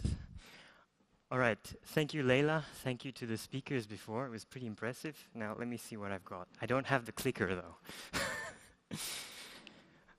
So, when I was a boy, I was really bad at school. I watched TV all the time, and I preferred to just open up my toys and look inside, look at the electronics inside, and that made my parents really angry. And this is what I was thinking all the time, actually, that, well, my teachers are telling me that I'm bad at school, so what can I do? I can't do anything. But I did an apprentice, after escaping the school system, after escaping those teachers telling me I'm bad at math, I did an apprenticeship, and that's where I encountered this here. This is a video of the Curiosity rover mission to Mars. And Mars is 54 million kilometers away from Earth. It takes 20 minutes for a message to get there. And they sent this thing, this rover, 6-wheeled robot with a ton of scientific instruments on board. And they used this sky crane to just lower it to the surface of Mars, and there it is. And it's been there since 2011, 12, and it's still working. It's roving around, it's moving around, and it's doing its job. And people are controlling it. So this, if I'm honest, this inspired me to just stop everything that I was doing at that time and come to EPFL. Well, as an apprentice, as a person who has worked all his life, had no clue of maths or anything like that. So I thought, how do you even EPFL? And then I saw CMS existed. And so I came to CMS, and that's not me, that's Anna. She's a friend of mine. And after a year of this CMS, of this preparatory year to EPFL, this was our mental state. We thought, first of all, we thought we knew everything because we learned so many amazing things. I mean, just geometry and linear algebra, vector spaces, vectors even. Just the concept of that was truly amazing. And we thought we need to apply this knowledge. And so we thought somehow we need to set a goal. And this goal should be a moonshot goal. It should be something crazy. And that crazy goal was this. Go to Argentina, go to South America there, launch a rover, 4 wheels, not 6, on a balloon. The balloon would fly at an altitude of 35 kilometers and would hopefully land in Antarctica. Why Antarctica? Well, it's the closest thing we could get to Mars on Earth. And we're thinking this beginning of our first year of EPFL. Again, we are not some kind of millionaires. We have no idea of anything. We just want to do this. So how do you do this without going bankrupt? I mean, I lived here in Triode, and I still live in a cheap apartment. And how do you do this without failing EPFL? Well, we just grouped our friends together. We grouped the friends of the friends and made an association. And everyone was from different sections. Everyone had different skills. And everyone was fascinated by this idea of sending this thing to Antarctica and letting it roam around there, just like NASA had done for Mars. So we just started. We did some sketches, we did some really basic math, and we did some drawings on the computer. And one really important thing to us, we found this simulation tool that could simulate helium balloon trajectories on the computer, taking into account weather data and all this stuff. And this is what came out, the red and the blue possible trajectories of this possible rover flying from South America to, well, kind of Antarctica there. It was enough motivation for us anyway. We went to our local hackerspace in Renault, proposed them this idea, and they said, seems legit, why not come and you can have a bench and we will support you morally. And so we did. We went there. We went to Obi, to IKEA, to buy some fabric for our little parachute there. We got stuff from eBay, because nowadays you can order stuff from China via eBay and Deal Extreme and get all these cheap Arduinos and free shipping and all this stuff. It was available to us. We put our money together. We bought a 3D printer and just started. We still don't have any idea of how to do these things, but we started anyway. And at some point, we kind of assembled everything on our table. You can see a 3D printed ABS wheels, our PLA structure there, some solar panels that we made ourselves from eBay, cheap cells, and just put it on a table and then assembled it. Once we had it assembled, we used our February break just after the exams to go to Sweden, because it's cold and kind of feels like Antarctica, and test the rover. This is our first rover in 2015 in Umeå. Go there. It's really nice. You can see the northern lights and all that stuff, and it's really cold. So we did this a couple of times. We did this, in fact, 6 times. And we still didn't know anything of anything. We're still EPFL students, but we're learning. We're learning more and more, and we're learning together. So because we are an association, people just join, and they join slowly more and more. And we gathered 40 helping hands. We wrote 30 open source software projects, but also hardware projects, because that's the whole spirit of this, share the knowledge. Because of this noise that we're creating, we gain sponsorships and donations from companies, but also from friends and family. And obviously the outreach and exposure that this gets. But more important, we learned a hell of a lot, more than just sitting in class at EPFL. In fact, when we are doing this in the hackerspace on Wednesday nights and then go back on Thursday to our class, we're applying this stuff that the problems that we encounter here to that class, or the other way around. And that's almost the best feeling that you can get, where you know you had this problem with that microcontroller in that bloody rover, and now you saw that in class. You saw the textbook example of how to solve that problem. And that you just cannot, I think you can't get that anywhere. So, at some point, due to all this noise we're creating, this researcher, Laurent, he contacted us. And he works for the University of Grenoble. And what he does is he goes to Antarctica every now and again, and he studies the surface rugosity of the snow, of the surface.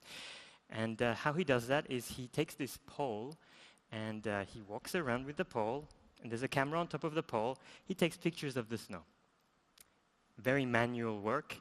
He doesn't really like that, so he thought, could the rover do this for me? And that's what he said to us. Can your rover do this for you? And we said, sure, without having any idea if we could actually do this or not. But we said, sure, why not? And then he said, okay, we're leaving in 6 months. So can you please hurry up? And having no choice, because this guy is going to Antarctica and we really, really want to have this thing in Antarctica, we said, yeah, let's try. And that's where we had to redesign the whole thing and kind of make it work, basically. And this is the result. Laurent basically took this case. Raphael will come here to open it up for you.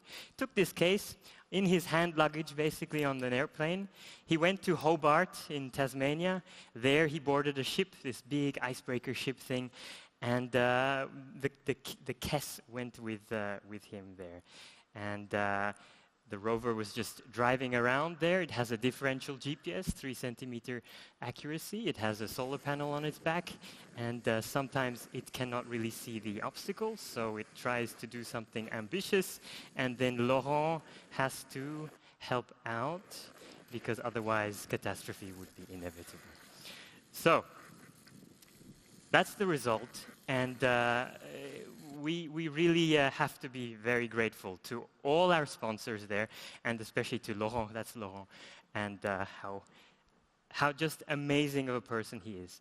Again, no contracts, no nothing. This is just trust. This is just pure passion for science, for knowledge, for engineering, and Laurent is the best example for that as well. Right. What's the whole deal of this, and what's the point? Well, and what is this moonshot thinking here?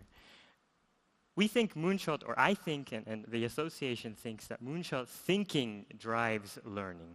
Well, why? Well, if we become afraid of taking risks, we really just stop learning. And moonshot thinking, aiming high and being prepared to fail, really allows anyone to pursue big ideas. So to just jump into the cold water, even and maybe even especially if you have no idea how. And I have to emphasize, again, I'm not an expert in any of this. I'm in my 3rd year of electrical engineering, just barely passing because I spent too much time doing this. But this at least makes me happy. And I'll leave you with one of my favorite quotes here. Whatever you can do or dream that you can, begin it. And please begin it. Boldness has genius, power, and magic in it. And if you want, every Tuesday night, we meet in MED, that's vis-a-vis to Rolex Learning Center. we're open to everyone, even to you. We have young and old people. We have a programmer who's 50 years old programming away in Python. And we have first-year students. And you see in their eyes how truly, truly passionate they are for whatever they're doing. And that is just what motivates us. So thank you.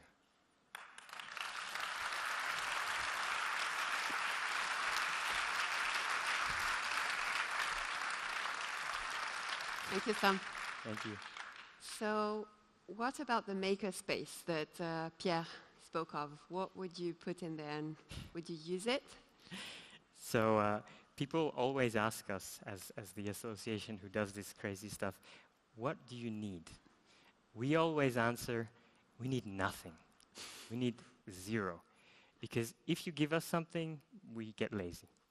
So we need nothing but just a space, a physical space where people can develop their own selves, their own ideas, their own passions. And where they are confronted with problems like, what do we need? We don't know, and we don't even know how to start. So basically, we need nothing but the open mind that permits that kind of process. Yeah. Thank you. Thank you. That's so refreshing, really. So, thank you, Sam.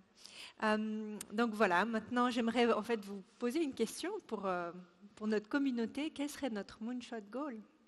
Alors il y aura un survey tout à l'heure et vous pourrez nous proposer des idées. Voilà. Donc j'aimerais maintenant faire place au quiz avec Sébastien Cortési, Master EPFL Informatique 2016, ingénieur informatique maintenant chez Crédit Suisse, que vous connaissez parce que l'année dernière, c'est lui qui a animé le quiz. Donc, Sébastien va tester vos connaissances de notre réseau alumni et vous permettre de gagner 4 montres Tissot et 6 UE Boom de Logitech. J'aimerais en profiter pour remercier nos sponsors. Donc, Monsieur François Brignard de Tissot, qui est aussi un alumnus, est là présent et vraiment un grand merci. Également Logitech. Donc voilà, Sébastien, the floor is yours.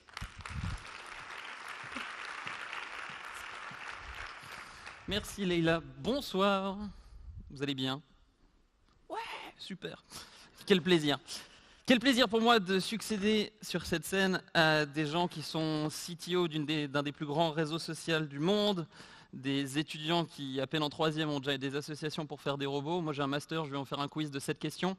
Voilà, on a tous la carrière qu'on mérite. On va avoir besoin de vous, on va faire tout ce que vous avez appris à ne pas faire durant des cours, à savoir sortir vos téléphones portables. Vous allez vous connecter à Internet. Avant ça, j'ai juste une ou deux petites questions. Who in the room speaks only English and no French? Cool, parce qu'on n'a pas prévu de traduction du tout, donc ça nous arrange grandement. Super, donc, et parmi vous, alors levez la main ceux qui ont un smartphone. Ok, ça va. On est en 2017, tout va bien. Parmi vous, levez la main ceux qui n'ont pas accès à la 4G ou à la 3G. Ceux qui ne voient pas du tout ce que c'est la 3G et la 4G. On a des gens de 1950 qui sont là dans la salle ce soir. Ok, tout va bien. Donc je vous invite, des petits chats, très bien. Vous pouvez tester l'application déjà, vous connectez donc à menti.com, vous entrez le code 85397 quand on vous le demande, c'est ce qui vous permettra de participer au quiz. Et comme certains d'entre vous l'ont très bien compris, vous pouvez envoyer des petits chatons sur un écran géant. Et comme ce n'est pas tous les jours qu'on a l'occasion de le faire, je vous invite sérieusement. Alors, une petite prévention d'abord, ce n'est pas une start-up de l'EPFL qui a développé cette application. On décline donc toute responsabilité si ça ne fonctionne pas. On ne serait même pas surpris que ça ne fonctionne pas. Si vous n'avez pas accès à la 3G et à la 4G, donc je le disais avant, vous avez un Wi-Fi qui est à votre disposition. Est-ce qu'il y a des gens dans la salle qui ont encore un problème de connexion? Oui. Une personne? On est 399 personnes à vous attendre, monsieur. Je ne veux pas vous mettre la pression. Ok, super. Pour les autres, pour ceux pour qui ça marche déjà, donc, je vais vous proposer une question d'entraînement, une question extrêmement compliquée comme on a l'habitude de les faire, à savoir, est-ce que vous êtes un homme, une femme ou autre? On est dans le politiquement correct ce soir, 100% d'hommes. Alors on a les chiffres officiels, hein. Il faut savoir qu'il y a moins d'un tiers de la population EPFL en ce moment qui est une femme, malheureusement. Quand on dit ça aux gens, ils ne se rendent pas compte à quel point c'est un problème. Nous, on a été à l'EPFL, on se rend compte à quel point c'est un problème. C'est intéressant de voir dans les alumni, on hésitait à poser la question pour finir, on ne va pas le faire, donc je peux vous le dire, il y a 19,3% de femmes dans les alumni. Une fois de plus, c'est pas assez, je pense qu'on est tous d'accord. Et c'est donc quelque chose de très utile. Cette question-là, ça me permet d'abord de voir le nombre de personnes que vous êtes à avoir réussi à vous connecter. Vous êtes censé être près de 400, donc on attend encore un petit peu de monde. Avoir les résultats, bien sûr, mais surtout cette dernière colonne qui nous permet de voir les petits comiques entre vous qui adoraient cette troisième question. Merci aux 5% d'entre vous. Ok, on a un petit peu plus de 200, je vous laisse encore quelques secondes. Levez la main ceux qui ont encore des problèmes pour accéder à cette page-là et votez. 1 personne, 2 personnes, 3 personnes, 4 personnes. J'ai l'impression d'être aux enchères. Qui dit mieux? Super. Très bien. Donc on va être environ 220 à participer à ce quiz. Leïla l'a dit, il y a plusieurs magnifiques montres à gagner, des Wonderboom également de Logitech. Pour ça, il suffira donc de répondre à cette question. Durant ces questions, on a décidé d'apprendre à mieux vous connaître, vous, mais également la communauté alumni. Il y a plein de choses très intéressantes à savoir dessus. Et à commencer par votre nom. Voilà. C'est la première question qu'on va vous demander. Oh mon Dieu, on a fait le test avec 3 personnes, c'était pas aussi efficace que ça. Très bien. On va vous demander de rentrer un nom d'utilisateur, c'est ce qui nous permettra de vous identifier. Soyez créatifs, faites-vous plaisir. Petit chaton 39, on accepte ce genre de pseudo aussi. Vous pouvez mettre votre nom aussi, ça marche. 245 personnes. Donc je vous l'ai dit, des questions qui vont nous permettre d'apprendre à vous connaître un petit peu, à connaître cette communauté dont on a beaucoup parlé. Il y aura 7 questions, à chaque fois il y a 4 réponses à choix. Il y a 2 façons d'obtenir des points. Tout d'abord en faisant une bonne réponse. Si vous répondez faux, vous avez 0 points, ce qui n'est pas énorme au demeurant. Et parallèlement, si vous répondez juste, il y a aussi une question de rapidité. Donc il faut répondre juste le plus rapidement possible. On vous encourage cependant à lire la question et les réponses avant d'y répondre. Ça aide étonnamment. La première question qu'on va vous demander, c'est une question vraiment très générique, c'est quasiment un entraînement. On a envie de savoir combien compte-t-on d'alumni EPFL? Un petit préambule, on vous l'a dit, l'EPFL c'est assez récent finalement, avant c'était l'EPUL, et on considère ces diplômes comme étant des diplômes EPFL aujourd'hui depuis 1920. Donc depuis 1920, combien compte-t-on d'alumni EPFL? C'est la question que je vais lancer maintenant pour vous, 256 inscrits. Attention, soyez prêts. Quel est le nombre total d'alumni de l'EPFL à vos téléphones? Est-ce que c'est 27 651, 30 233, 32 669 ou alors un peu plus de 7 milliards, toute la population de la planète, vu qu'on a tous un petit quelque chose en nous de l'EPFL? Voilà, ça c'était pour le politiquement correct. Vous avez 20 secondes pour voter, attention, il reste 3 secondes. Oui, vous aviez 20 secondes pour voter, j'aurais peut-être dû préciser. Attention, les résultats. Alors, on a 147 personnes qui ont raison, la majorité a raison. Et là, petit fait intéressant, on a des personnes qui ont fait faux déjà et qui ont mis sur la 4e colonne. Est-ce que vous êtes très drôle ou très bête? Il y a vraiment, à mon avis, il y a un entre-deux à trouver. Petit détail intéressant quand même, les 30 233, il s'agit du nombre d'alumni master. Donc ça veut dire que si on ne compte pas les bachelors, parce qu'il faut savoir que quelqu'un qui aurait fait un bachelor et qui finit son bachelor, mais qui après se lance avec passion dans un métier de boulanger par exemple, eh ben c'est déjà compté comme un alumni EPFL. Voilà, c'était l'histoire d'apprendre un petit quelque chose, ça me fait plaisir. On va maintenant parler de femmes, justement. Ah oui, puis vous dire aussi que cette année, il y a eu 2227 alumni, rien que cette année. Donc évidemment, il y en a de plus en plus chaque année, on en est très content. Les femmes, justement, je vous l'ai dit, il y a 19,3% de femmes. Le premier diplôme a été décerné en 1920, mais la question qu'on s'est posée, c'est en quelle année a été donné le premier diplôme, considéré comme un diplôme EPFL, à une femme? Sachant que le premier a été donné en 1920. Alors, on vous laisse vous reconnecter. Très bien, c'est parti. Attention à vos téléphones. En quelle année la première femme a-t-elle été diplômée à l'EPFL? Est-ce que c'était en 1927, 1937, 1947 ou alors il y en a une en ce moment en master 2018? On croise les doigts, on compte sur elle. Comme il y a des femmes entre vous, je pense que ceux qui répondent 4e, ce sera plutôt les marrants. D'accord. Attention, 27, 37 ou 47, plus que 3 secondes pour voter. C'est parti, on regarde les résultats. Alors, figurez-vous que vous êtes pessimiste. En réalité, c'était 1930. Ah, il y a vraiment... Ok, d'accord. Bon, bah écoutez, je ne m'attendais pas à ça, très bien. 100 personnes ont eu raison. 1937, quand même 17 ans avant qu'une femme puisse obtenir un diplôme EPFL. On trouvait que c'était déjà trop. On a hésité à ne pas monter au-dessus. Et ben voilà, on a bien fait, très bien. Merci au petit comique toujours qui pense à moi, qui a écrit cette 4e réponse aussi. C'est gentil de votre part. Attention, question suivante. Cette fois-ci, ah oui, évidemment, je vais quand même vous dire qui était cette femme en 1937. Il s'agit d'Erna Hamburger. Elle a eu un PhD en électronique en 1937, ici à l'EPFL. Et en son honneur, on tenait à vous le dire, il y a le prix Erna Hamburger qui est remis ici sur la place Nord, à ne pas confondre avec le prix du hamburger qui est remis également ici depuis une année et demie, mais dans un autre établissement. Et ce prix distingue donc, le prix Erna Hamburger distingue une femme scientifique influente et leader qui transforme leur champ d'expertise dans la science. Donc, et ce prix est remis chaque année par la Foundation EPFL Wish. Et on a beaucoup d'autres combats comme ça qui luttent pour qu'il y ait plus de femmes dans la science et que les femmes soient plus respectées encore dans la science. Ça a été une tradition ce soir, on a applaudi beaucoup de gens. Est-ce qu'on peut applaudir toutes les femmes alumni qui sont dans la salle ce soir, s'il vous plaît ? Je pense que c'est aussi important. Merci pour elle. Quelle section officielle de l'EPFL compte le plus grand nombre de diplômés ? On le sait, hein, on a tous été étudiants EPFL, il y a des petites rivalités entre les sections.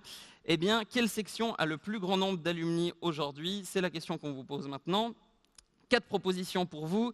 Est-ce qu'il s'agit de la section des sciences de la vie, section de mathématiques, section d'architecture, alors une section peu connue et pourtant très fréquentée, la section des doubles échecs. Je précise, quelle section officielle de l'EPFL ? Parce qu'on sait tous que la 4e en a plus que les autres quand même.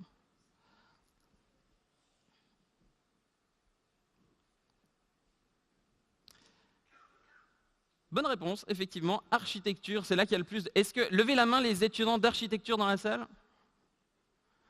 Est-ce que vous avez des tout petits bras ou est-ce qu'il y en a très peu ? Je ne vois pas bien. Très bien. Levez bien haut la main, les 4 qui sont en architecture. Donc tous les architectes ont d'autres choses à faire manifestement de leur vendredi soir. Très bien. Est-ce qu'il y a des étudiants en maths dans la salle ? Oh, il y a 4 étudiants de chaque en fait, d'accord. Sciences de la vie ? Ok, très bien. Bah, sachez que donc c'est bel et bien la section d'architecture. Il y a plus de 4000 diplômés, 4161 depuis 1947, date à laquelle a été remis le premier diplôme d'architecture. Section mathématiques, 1400 personnes seulement. Et en deuxième position, donc c'est les électricités, 3158 diplômants. Troisième, les génies civils, GC, 3154. Et quatrième, physiciens, avec un peu plus de 3000 diplômés également. Ces diplômés, une fois qu'ils ont reçu leur diplôme, ils voyagent forcément pour certains. On a la chance d'avoir quelqu'un de San Francisco ce soir avec nous. Où vont ces alumni ? C'est aussi une question qu'on s'est posée. Sachez que la grande majorité, l'écrasante majorité, 19 600 personnes sur les 30 000 et quelques, restent en Suisse. Voilà, c'est bien. Le deuxième pays qui en compte le plus d'alumni EPFL, c'est la France, avec plus de 3 300 personnes. Et c'est là que c'est surprenant. Quel est le troisième pays à accueillir le plus d'alumni aujourd'hui, le plus d'alumni EPFL? C'est la question qu'on va vous poser maintenant. Je vous laisse vous reconnecter. Attention, c'est parti pour le décompte. Donc je vous rappelle la question, quel est le troisième pays après la France, enfin après la Suisse et la France, qui compte le plus d'alumni aujourd'hui? Est-ce que c'est l'Allemagne, l'Inde, les États-Unis ou les îles Caïmans, référence au Paradise Paper qui nous occupe beaucoup en ce moment? Attention, il vous reste 10 secondes pour voter. Allemagne, Inde, États-Unis ou îles Caïmans. C'est parti, on regarde les résultats. États-Unis, effectivement, bonne réponse. Évidemment, vous pouvez penser avec toutes ces entreprises, évidemment comme LinkedIn d'ailleurs, qui nous volent certains de nos diplômés. Mais alors sachez que donc les USA sont 3e avec seulement 630 personnes, contre plus de 19 600 pour la Suisse. Suite ensuite l'Allemagne, 449 personnes, l'Italie, 340, et bien après l'Inde, 115, la Tunisie, 139, la Chine, plus de 200. Et sachez quand même que Bahamas et Sainte-Lucie, une personne, qui manifestement a soit revendu sa start-up et se dort la pilule maintenant aux Bahamas, ou alors justement est un exilé fiscal, on ne le jugera pas. Voilà. Question suivante, je vous laisse vous connecter. On est déjà ça fait la 5e question. 5e question, on va parler des Alumni Awards. On vous en a déjà parlé ce soir. On a d'ailleurs parlé de Claudia de Ram ce soir. Si vous avez bien écouté la présentation de Leïla, c'est elle qui en parlait, vous aurez peut-être la réponse à cette question. Claudia de Ram, elle a fait 2 post-docs. Elle a été récompensée d'un Alumni Award cette année en 2017. Qu'est-ce qu'elle a fait pour être récompensée d'un Alumni Award? C'est la question. Alors, comme d'habitude, 4 propositions. Est-ce qu'elle a été la première femme à atteindre un poste de Managing Director chez Google? Est-ce qu'elle a été la première femme suisse à être allée dans l'espace? Pas sur la Lune, mais dans l'espace. Est-ce que c'est l'une des pionnières dans le domaine des MOOCs, dont le professeur Van der Geest a parlé tout à l'heure, ou alors est-ce que ces travaux ont remis en question l'un des postulats de la théorie d'Einstein? Bam, prends ça. À vous de répondre, attention, c'est fini, voilà. Eh bien, 46 personnes ont la bonne réponse. Et je pense que quand on travaille en physique, c'est pas mal de remettre en question ce qu'a dit Einstein. Et elle a largement mérité son Alumni Award. Elle a travaillé donc, elle a fait des études de cosmologie, et c'est ça qui l'a amené à remettre. Alors évidemment, tout le monde se demande. Sébastien, explique-nous un peu. Allez lire ses travaux, c'est beaucoup plus simple, parce que finalement, c'est très évident pour tout le monde. J'ai essayé, j'ai pas compris. Voilà. Très bien, question suivante, la 6e question, avant-dernière question. Cette fois-ci, on va s'intéresser à un autre alumni, Alumni Award 2004. Il s'agit de Daniel Borel. Daniel Borel est un Alumni Award extrêmement connu. Pour quelle raison? Il a créé une entreprise. Certains d'entre vous ne le dites pas parce que c'est la réponse à la question. Mais voilà, quelle est l'entreprise qui a été créée par Daniel Borel, qui a donc diplômé chez nous à l'EPFL en physique en 1973? Est-ce qu'il s'agit de Doodle, Logitech, Julius Baer, ou alors il a créé la Suisse, qui est très récent, la Suisse. 1291, c'était déjà lui. Voilà, 5 secondes avant que les votes ferment.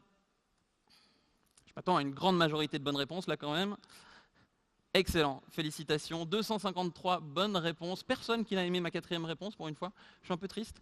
Sachez tout de même que toutes ces entreprises, et personnellement je ne le savais pas, sont suisses. Doodle a été créé en Suisse, mais plutôt du côté de Zurich. Alors que donc, Logitech a été créé le 2 octobre 1981 à Apple, dans le canton de Vaud. Et d'ailleurs, si je ne dis pas de bêtises, Logitech était à la base, à la toute base, à ses tout débuts, une start-up de l'EPFL, comme il y en a beaucoup aujourd'hui. Dernière question qui va finir de vous départager, une question toujours sur un alumni. Il s'agit cette fois-ci d'André Koudelski. André Koudelski qui a fait énormément de choses dans sa vie, qui a travaillé dans un certain domaine, je ne vous en dis pas plus. Et justement, la question que j'ai envie de vous poser, c'est laquelle de ces affirmations qui vont suivre ne s'applique pas à André Koudelski? Est-ce qu'André Koudelski a reçu un Emmy Award, enfin n'a pas reçu un Emmy Award, n'est pas conseiller communal à Lutry, n'a pas été nommé Global Leader for Tomorrow par le World Economic Forum, ou est-ce qu'il n'a pas fondé Koudelski SA? 5 secondes pour répondre encore. 3 secondes. Ah, je l'attendais depuis tellement longtemps. Figurez-vous qu'André Koudelski a reçu un Emmy Award.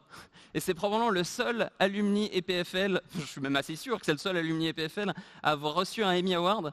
Alors je vais quand même me justifier. Il a reçu un Emmy Award pour sa contribution au monde de la TV payante et des systèmes de brouillage. Les trucs sur Canal+, c'est lui. C'est beau quand même. Et il allait jusqu'en Amérique pour recevoir donc un Emmy Award pour ça. Il est effectivement membre du conseil communal à Lutry. Il est effectivement Global Leader for Tomorrow. Il n'a pas fondé Koudelski SA puisque c'est son père, Stefan Koudelski, qui l'a créé en 1951. Lui a succédé à la tête de cette entreprise en 1991. Voilà, ça je savais vous expliquer, contrairement à la théorie d'Einstein. Il est temps pour nous de voir les vainqueurs. Les vainqueurs, les voici. Il y en a 3, 6, 9, 10 qui sont affichés. Oh, il y a quelqu'un qui s'est bien rattrapé sur la dernière question. Magnifique. Et ce que je vais demander, c'est aux personnes qui sont de la 10e. Vous avez votre ranking sur le téléphone. Et je vais demander tout d'abord aux personnes qui sont de la 10e à la 5e place incluse de nous rejoindre sur scène sous des applaudissements d'une foule en délire. Vengeur masqué, VVVVV, Anaïd, Crystal, Blue Phoenix et Marc.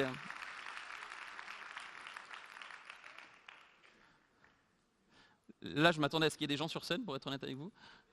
Ah, ils arrivent. Félicitations.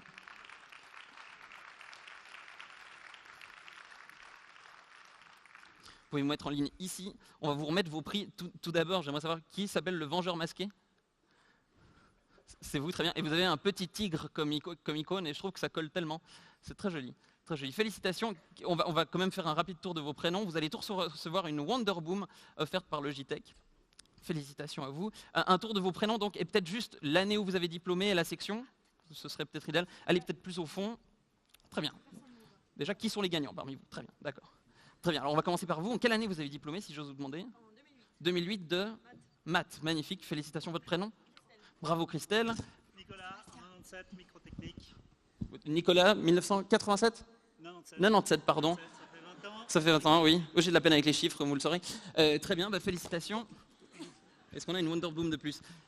Quentin, microtechnique, mais par contre HES. PFL. Mais qu'est-ce que vous faites là? Je suis un accompagnant. Mais ils gagnent pas les accompagnants. Bon, Non, je sais pas. félicitations, très bien.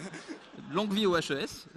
Bonsoir. Bonsoir. Morin, génie civil, 2015. 2015, félicitations. Bonsoir Marc, 2003, Syscom. Syscom, quel talent. Alex, 2016, chimie. Chimie. Olivier, micro, 95. Félicitations. On peut les applaudir encore une fois très fort, s'il vous plaît.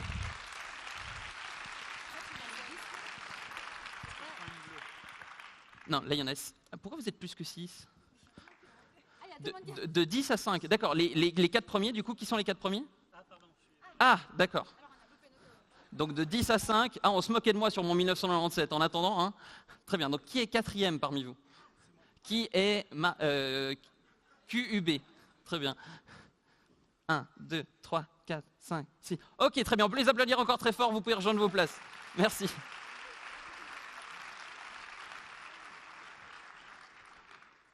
Et donc maintenant, il devrait nous rester en toute logique QUB, Maorino, J et Nicolas Chauvin, qui peuvent venir. Est-ce qu'il n'y a pas parmi vous des gens qui avaient compris ce que j'avais dit et qui du coup ne sont pas montés sur scène? Ok, d'accord, je me suis fait lâcher par tout le monde. Très bien. Et je vais demander à Béa qui va représenter Tissot ce soir. Tissot qui est là, qu'on peut applaudir. Il n'y a pas tout Tissot, hein. C'est-à-dire que ça ferait beaucoup de monde. Mais on a des représentants de Tissot qui vous offrent un très beau cadeau et qu'on peut applaudir. Et c'est Béa qui nous rejoint pour remettre ces très beaux cadeaux. Alors on va commencer avec donc 4488 points à la 4e position, QUB. QUB. Alors, rebonsoir. Pourquoi QUB? Parce que c'est mon trigramme dans mon entreprise. Voilà. Trigramme. Vous avez des trigrammes dans votre entreprise. Voilà. Dans quelle entreprise vous travaillez? Chez un concurrent. Chez un concurrent de l'EPFL? Genre l'ETHZ? Ah, un concurrent de Tissot. Ah, on dira rien. Problème aussi. Oh, c'était sûrement des montres de moins bonne qualité. Vous travaillez chez Flic Flac? Exactement. Excellent, très bien. Belle entreprise. Très bien. Et est-ce que vous gardez un souvenir de l'EPFL? Quand on vous dit, oh, l'EPFL, c'était comment? Un souvenir, la fête.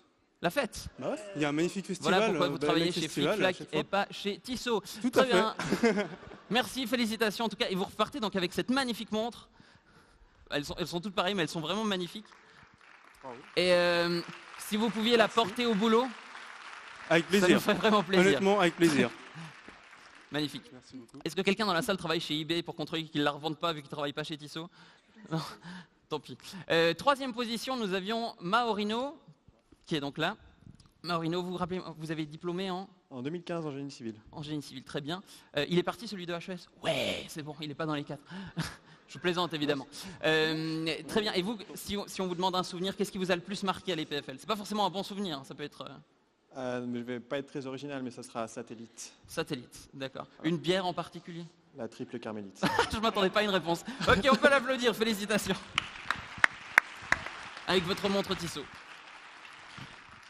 2e position, nous avions J. J. J. Est-ce que quelqu'un d'entre vous se rappelle avoir utilisé le pseudo J? Non, c'est sérieux? Est-ce que quelqu'un s'appellerait Joachim, Jonathan, Jérémy? Jérém? Bah tant pis, ok d'accord. Non, sérieux? Mais qui était 2e parmi vous? Mais pourquoi vous êtes monté sur scène? Ah, vous êtes... Et vous êtes?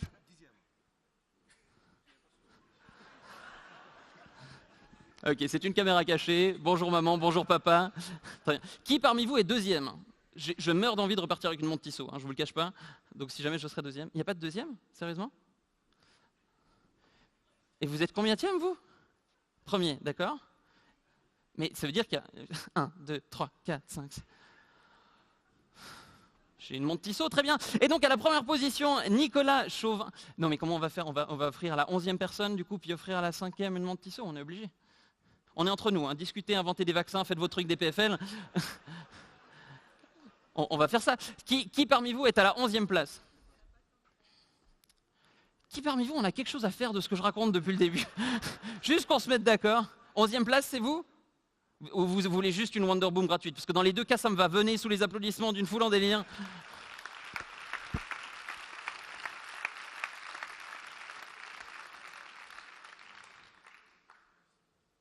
Prenez votre temps. Vous voyez que je galère pas du tout, donc... Super. Comment vous vous appelez? Eric. Eric, vous êtes à la 11e place. Félicitations, vous gagnez la Wonder Boom de celui qui est à la 5e place. Il s'agit donc de Marc.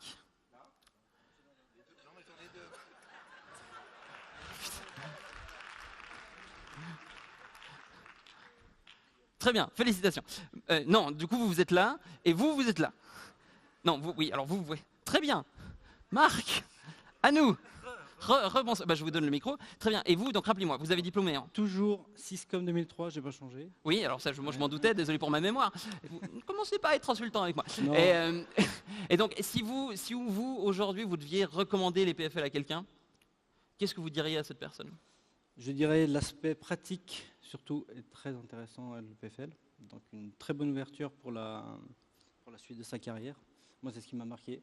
C'est ce qui m'a permis de créer ma société ensuite. Et je suis vraiment redevable à tout ce que j'ai appris ici. Vous travaillez, si je j'ose vous demander, c'est une société en quoi que vous avez créée? Intelligence artificielle. Ah vous êtes dans le thème, c'est très bien. Tout à fait.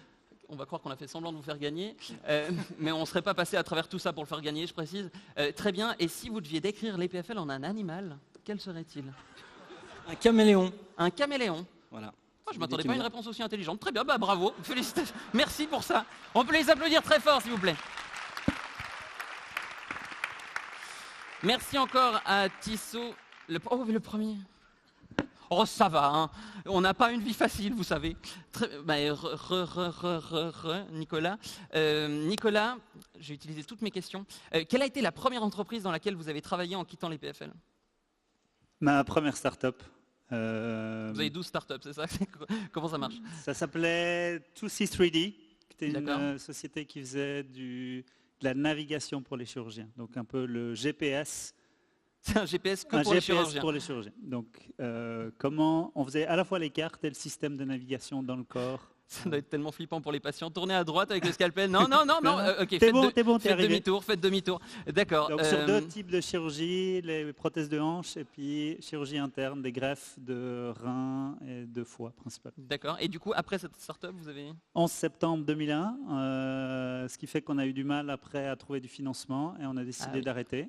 Après, j'ai fait Nestlé et après Logitech. D'accord. Et maintenant, de nouveau des startups, dont une société. Le crash de 2 avions a eu de l'influence sur les GPS? Sur le financement, en fait. On n'a pas pu lever des fonds pour faire les tests cliniques après le 11 septembre. Aïe, d'accord. Eh ben, merci de nous quitter sur une note aussi agréable que celle-ci. Merci. On peut vous applaudir du coup pour votre carrière et vous recevez une belle montre Tissot des mains de Béa. Merci beaucoup à vous tous. Évidemment, on a prévu un lot de consolation, un sourire. Voilà. Merci encore à vous d'avoir participé avec bonne humeur et avec vos petits doigts. Question, pure curiosité, qui parmi vous était déjà là l'an passé? Ok, qui compte revenir l'année prochaine, qu'on sache si on change les questions ou pas? D'accord, on changera les questions. Eh bien, une fois de plus, merci beaucoup à vous. Je rends la parole à Leïla et vous pouvez applaudir encore une dernière fois tous les gagnants. C'est 10 gagnants. Félicitations, merci, bonne soirée, profitez bien.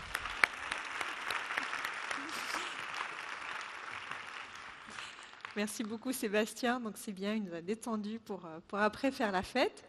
Donc voilà, donc j'aimerais simplement vous dire que la partie officielle se termine. Avant que vous partiez dans la grande salle, j'aimerais remercier encore une fois nos sponsors Tissot et Logitech. Vous avez vu les beaux cadeaux qu'ont reçus nos gagnants. Et j'aimerais bien d'ailleurs savoir c'est qui ce Jay. Peut-être on pourrait essayer de trouver ça pendant la soirée.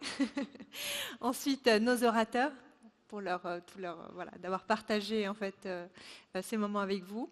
L'équipe EPFL Alumni, et je sais qu'elle n'aime pas ça, mais Emmanuelle qui a organisé ce gala, donc vraiment vous pouvez l'applaudir, elle s'est donné beaucoup de peine.